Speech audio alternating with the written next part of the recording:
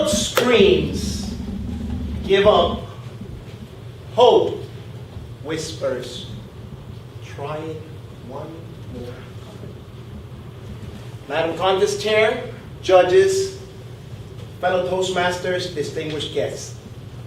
If you would have been there sitting next to me in that doctor's office while I waited for my health certificate, you would have noticed as this tan-skinned lady with beautiful green eyes walked straight across.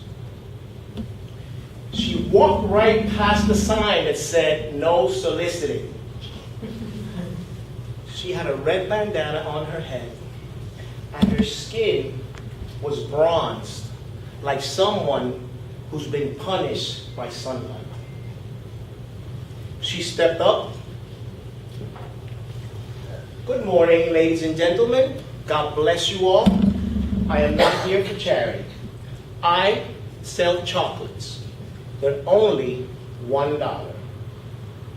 From the money that I raise, I will fund my goddaughter who has cancer." Now, most of the people shook their heads and refused to buy. I myself didn't buy at the time. But it was amazing how she worked that room. She could have given a sales presentation to any major corporation. She went up to this young man. "How many chocolate would you like today?" And as she worked that room, she was in complete control. In about 5 minutes, she made $20. Now, I'm not very good at math, so I'm going to need your help here. Now, what's the minimum wage for an employee today? You know? It's about $7.55 or so, okay? So, like I said, I'm not very good at math, so I'm going to need your help to count. Now, when I say go, I'm going to ask you to help me count to 3. Ready, set, go. 1, 2, 3. Now, how many hours is it going to take an hourly employee before taxes to make $20? 3. Like I said, I'm not very good at math. I need your help here. So this time when I say go, I'm going to ask you to help me count to 5. Ready, set, go. 1, 2, 3, 4, 5. Now, how many minutes did it take this lady to make $20? 5. Now, did she get everyone to say yes? No. Did she get everyone to buy? No.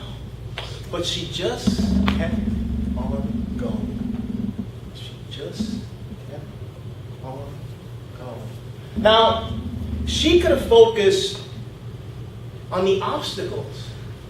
She could have looked at that no soliciting sign and said, "Well, what if they throw me out? What if they call the cops on me?"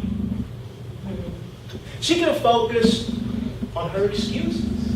"Well, I don't have the training. I don't have the preparation. I don't know how to sell. I don't know what to sell." She could have focused on her fear. What if they don't buy? What if they say no? How many times have you fed your fears? How many times have you walked away from something that was worthwhile? I have. Have you ever walked away from a relationship? I have. At one point in my life, I gave up on the woman that I loved. But through divine intervention and a miracle from God, today I stand here before you, supported by my lovely wife. Baby, thanks, I love you. How many times have you given up on things? I have, many times. I gave up on Toastmasters. After I finished my 10th speech, I got my competent communicator designation, and I quit. I got that little tiny pin, and I said, that's it. I got complacent. I said, it's too much of a hassle, too much trouble. But I just gave up. I even gave up writing a book. I've been writing a book for 4 years. 4 years, the government changes every 4 years. People train for the Olympics in 4 years. And then I was writing a book that never went out. It was the fastest non-published book that nobody ever heard of in the history of mankind. But today, I stand here before you, and I tell you to look for that book. It's coming out in June of 2012. Today I'm here competing as a Toastmaster to represent our district in the division area. And I also make a commitment to run for president for the Puerto Rico Toastmasters Club for the year 2012-2013. And there's 3 things that I've learned and I want to share with you. And the first is focus on the only one who can make things happen for you. My wife once told me, if you concentrate on putting God first in your life, He will take care of the rest.